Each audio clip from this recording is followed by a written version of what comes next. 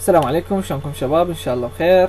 اليوم راح ننزل لكم طريقة خروف كبش الأضحية اللي هي بالكود، وراح نعلمكم شلون تسووها، وهاي الطريقة فعالة 100%.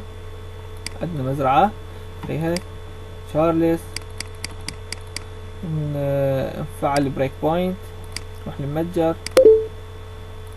زينة، نشتري كومة قش واحدة، ننتظر انه يتفاعل معنا 5 ثواني. edit request amf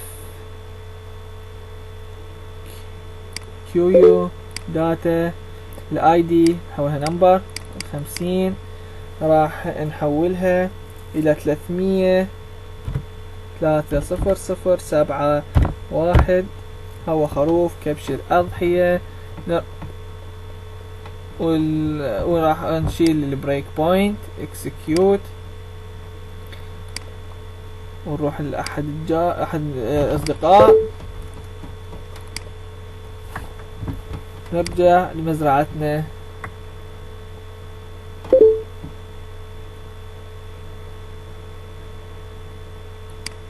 وهذا طلع معنا، تقدر تكرره أكثر من مرة. طبعا لاحظ لو أنا أريد نبيعه راح يقول لك ب60، فيعني ما له داعي، وانت اشتريت هذه 225. فيعني هاي الكود، وطبعا احط لكم جميع الكود اللي موجوده، احط لكم اياها اسفل الفيديو،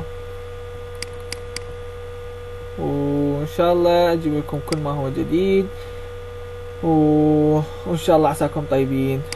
مع السلامه.